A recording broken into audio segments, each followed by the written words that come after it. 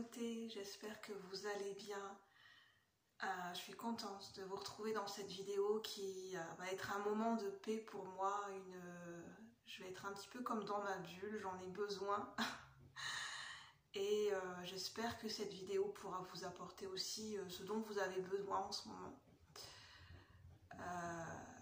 J'en avais parlé, mais c'est véritablement ça, c'est ce qui me vient dans une dernière guidance.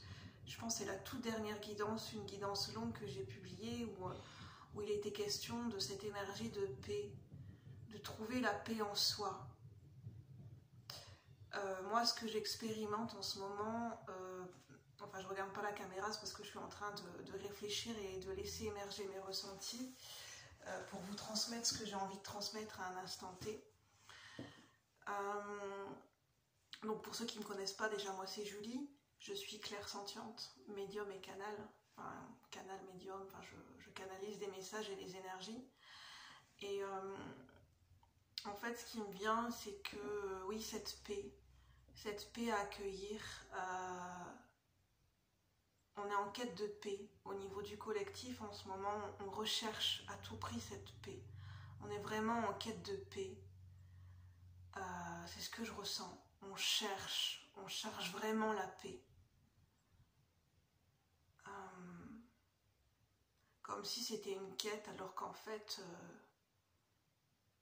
la paix, elle est toujours en soi, en fait, elle est toujours... c'est une question d'état d'esprit, c'est une question de disposition à un instant T, c'est une question de...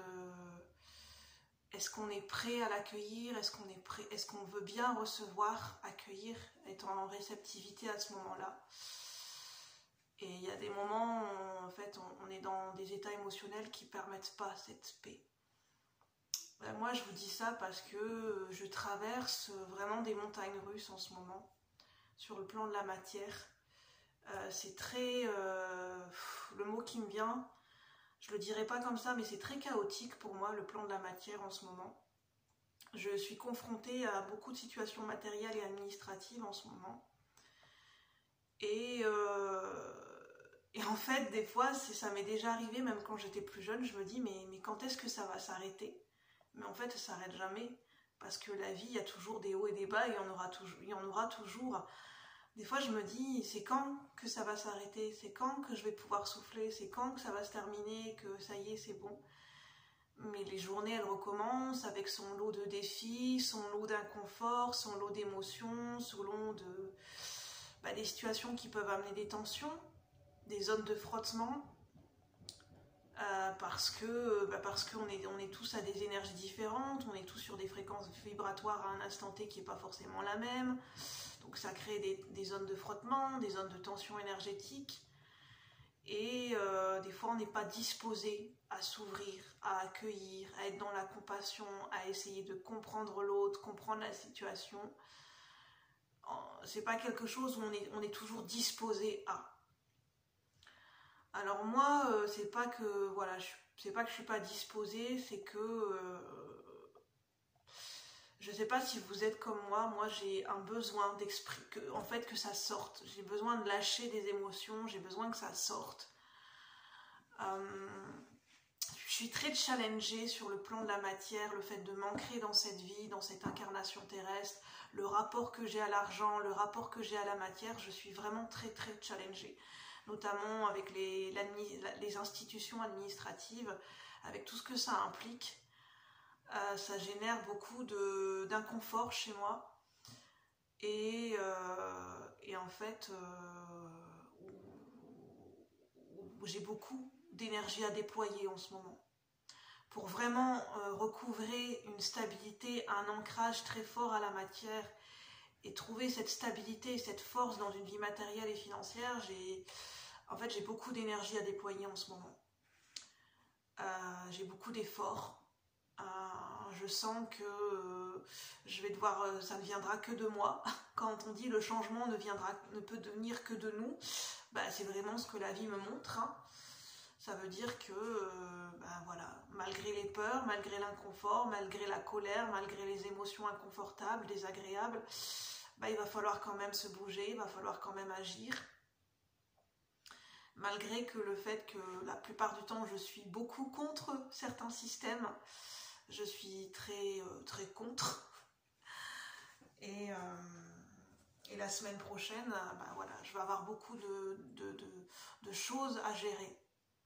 Beaucoup d'administratifs, beaucoup de complexité. Voilà. Au niveau de l'administratif, j'ai des dossiers assez complexes à gérer en ce moment. Des choses qui ne font pas partie de mon domaine de compétences, des choses que je ne savais pas, que je ne pouvais pas savoir, des subtilités entre le secteur public et le secteur privé. Et donc voilà, des fois ça peut amener des dossiers, des retards de dossiers où on a l'impression que voilà, on doit courir contre le temps. Parce qu'il y a des délais, parce que voilà, il y a des obligations qui font que voilà ce que j'expérimente en ce moment. C'est beaucoup le plan de la matière et voilà, j'ai pas trop le temps de me connecter à moi en ce moment, à ma spiritualité. Et alors, je pense qu'on est... Je ne sais pas si vous, c'est pareil de votre côté, si vous êtes très challengé par rapport au plan de la matière. Moi, ce qui me vient, c'est de repérer. En fait, en ce moment, les énergies me permettent de repérer les incohérences, les incompréhensions, les dysfonctionnements et les choses qui sont disharmonieuses dans les systèmes dans lesquels on vit, en fait. Des systèmes qui sont devenus obsolètes, qui ne prennent pas en compte l'être humain dans sa globalité, cette perte de contact, cette perte d'échange naturel, cette perte de communication claire, où il y a vraiment un échange fluide, où l'échange est fructueux. C'est un dialogue de sourds. Des fois, ça va dans du non-sens ou à sens unique, où on a l'impression... qu'il y a des barrières dans la communication, notamment avec le progrès de la modernité. Ce que je me rends compte, Internet, les plateformes téléphoniques, je me rends compte que c'est bien la modernité, mais ça a ses limites. Moi, c'est ce que j'ai expérimenté, parce que le virtuel ne permet pas certaines choses. Des fois, c'est mieux d'avoir la personne en face, parce qu'il peut y avoir des malentendus, parce qu'on ne peut pas expliquer clairement sa situation. Donc ça crée des malentendus, ça crée des retards dans la communication, dans des traitements de dossiers, dans des traitements de situations, ce qui crée du mal-être, qui crée de la frustration, et en fait c'est un cercle vicieux. Alors je pense que est-ce que ça serait pas bien aussi de revenir à des valeurs anciennes, à des systèmes d'ancienneté, dans le sens où l'écriture avait sa place, où on prenait le temps d'écrire des lettres aux gens, où on prenait le temps de faire un courrier, où on prenait le temps de lire le courrier qu'on recevait, où on prenait le temps de téléphoner à quelqu'un, où on prenait le temps de se déplacer, enfin, je veux dire, où on pouvait... on avait un service de qualité parce qu'on pouvait avoir la personne en face de nous, et il n'y avait pas tout ce système de rendement, de productivité, où des gens, où on leur demande de plus en plus de tâches à remplir, de tâches administratives, qui n'ont plus de temps pour leur cœur de métier. Et de ce fait-là, c'est frustrant des deux côtés, en fait, pour ceux qui travaillent et pour ceux qui sont de l'autre côté de la barrière en tant que patient et client, parce que moi, j'ai été des deux côtés de la barrière.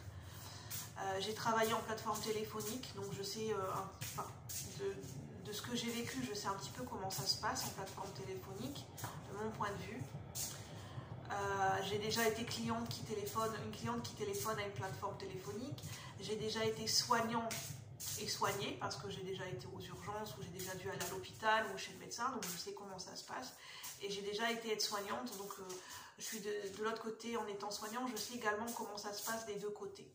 Et en fait, des deux côtés, il peut y avoir des incompréhensions, des malentendus, des frustrations, et où on ne se sent pas reçu, on ne se sent pas connecté, lié à un système qui met des barrières entre les gens, en fait, où on rajoute beaucoup plus de tâches administratives, où on rajoute, comment dire, on rajoute des responsabilités et des tâches aux gens qui travaillent déjà et qui, de ce fait-là, dans un but de productivité, de rendement, et les gens n'ont plus le temps. Ben, comment on peut proposer un service de qualité, répondre clairement à la demande du client ou du patient ou de la personne qu'on a en face de nous, s'il y a toutes ces obligations qui sont contraignantes et qui finissent, en fait, on nous surcharge en fait. Où en fait personne n'est gagnant-gagnant dans un système comme celui-là. Et c'est ça que j'avais envie de vous transmettre, c'est ça que je constate, que tout ce qui est mis en lumière, de cette difficulté de trouver du sens à tout ça, de trouver le juste milieu, de ne pas se laisser submerger par tout ce système, par tous ces systèmes, parce que des systèmes, il y en aura toujours, parce qu'on vit en société.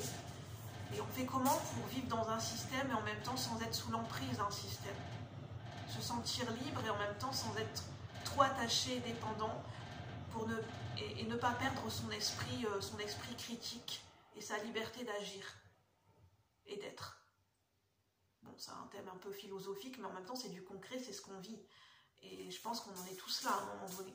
Et c'est ça que j'avais envie de vous partager, c'est ça que les énergies mettent en lumière et me permettent de vous transmettre ce message ici et maintenant. Donc prenez uniquement ce qui résonne. Et puis je vais voir si on a un message. Quel est le message pour la communauté ici et maintenant, pour ceux qui regardent la vidéo? L'archonte Barbello. 10. Fin d'un cycle. L'archonte Barbello. Donc je vais voir ce que ça dit dans le livret. En tout cas, ce que ça me dit, c'est qu'on a un besoin. On peut se sentir en danger émotionnellement. Je parlais de toutes ces situations où on peut se sentir en danger émotionnellement, où on pense à sa sécurité affective et on pense à préserver son cœur. Oui, un besoin de se préserver.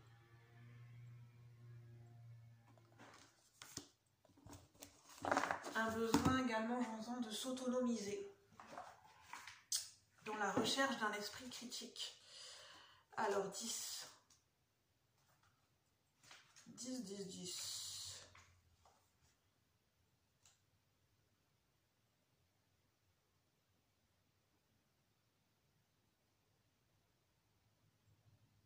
Alors on parle de l'acceptation de son incarnation quelque part, d'accepter d'être dans cette incarnation, d'être dans ce corps. Je vais voir ce que je peux dire. Alors, l'archonte Barbello permet à l'âme de comprendre pourquoi, en vivant dans un corps d'homme ou de femme, nous possédons à la fois des caractéristiques masculines et féminines. Elle nous aide aussi à comprendre comment notre essence spirituelle androgyne peut étreindre ou embrasser les énergies masculines et féminines pour accomplir son objectif supérieur. Cette essence spirituelle dépasse le genre qui ne saurait l'altérer. Le chemin de chaque âme est unique. Et pourtant, toutes les âmes sont sur terre pour trouver le chemin vers l'amour du divin. L'amour divin est la vérité intérieure. Je parlais de compassion. Les énergies féminines de l'âme renforcent notre capacité à accepter ce qui est et à faire preuve de compassion.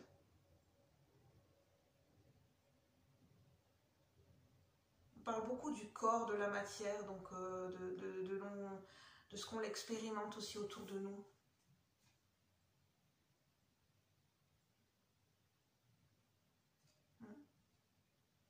Que le corps humain est aussi un système complexe. Je parlais de système de fonctionnement dans la société, mais que le corps humain est aussi un système complexe. Les émotions, les mémoires cellulaires, le corps physique, les différents fonctionnements des organes, les organes qui fonctionnent en interreliance, l'âme qui est connectée avec le corps, toute cette machinerie, enfin je veux dire tout ce système, cette biologie du corps humain, cette physionomie, cette physiologie. C'est tout un système, c'est la complexité du monde, la complexité de l'être humain. Toutes ces connexions, ces interreliances, c'est tout un système. On parle beaucoup les énergies me ramènent beaucoup à une forme, à des systèmes,